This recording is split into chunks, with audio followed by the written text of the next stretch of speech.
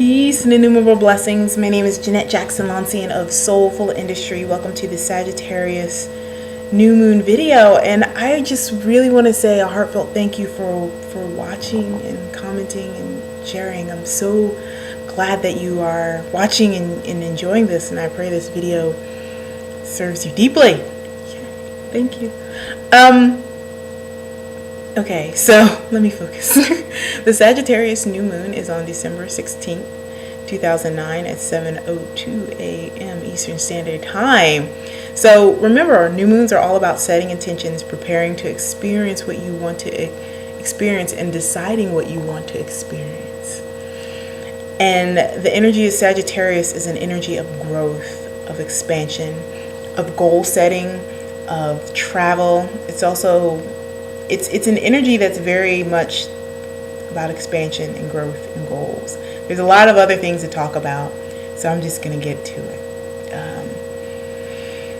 This new moon is kind of intense in terms of shifting our philosophies of life and holding us accountable for what we believe and what it means for us. So I'm going to give you 4 suggestions, but it's going to come with this disclaimer. December is about making sure you got the lessons of the whole year. And if you remember 2009, it was a year of purging.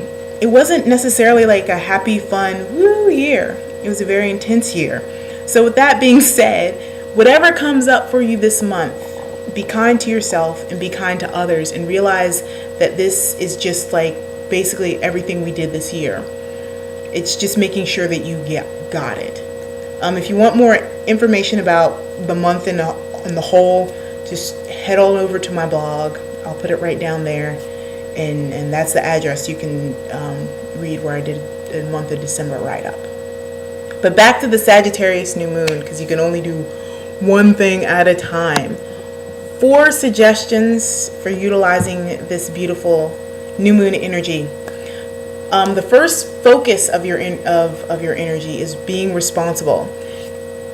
You know, I've said it again, and lots of people have been saying it lately. It's time for an inspired new vision of society and relationships and all that goodness. But in order for us to carry forth our vision and even kind of make the vision real, it's important for us all to be responsible for our own crap. So be ready to understand how and where you've been checking out in terms of personal power and responsibility. Sagittarius does not do responsibility well, but looking at the sky, it's going to be this new moon is very much about like looking at your personal philosophies and understanding how they may be robbing you of responsibility and personal power. If there was ever time for critical thinking around the philosophies you use that underlie your relationships personally with your friends, as well as society, and just your personal philosophy about life, this would be it. Sagittarius really enjoys a certain amount of religious dogma and kind of sullying the divine with a certain amount of control, which is usually enacted upon by Capricorn. Different story. But be responsible for your personal philosophies, how they affect your life and how they affect your relationships with others, in a nutshell. Number 2, there is a lot of purging of psychic debris and thought forms that drain you of power and prevent you from doing what you're here to do, and supporting and prevent you from supporting others and doing what they are here to do. So prepare to physically experience this and mentally understand it. In other words, the ideas, like all the ideas that came to you around Gemini, even though some people started manifesting things around Gemini, which is really freaking cool thanks to Uranus. But anyway, like even though Gemini was very much around inspiration, and you'll be able to kind of see what inspiration will work for you and what won't. What is kind of programmed bullshit, societal desire for you to do and experience and to do certain things versus Okay, this is divine guidance, this is from my guides, this is blah, blah, blah. You'll be able to see the difference. And you'll be able to see the ideas and the ways in which we're kind of led that prevent us from A, taking responsibility for ourselves and our lives, and B, doing what we are all incarnated to do, which is express the divine presence within us. Which leads to the third suggestion. Grow beyond who you think you are, what you think you want, and what's easy and what you think is best. Two things. Your life is about you and you're important, but there's more than just you. What you do affects us all. So if you're really just kind of tunnel vision and not looking at the world community and how your choices affect the world community,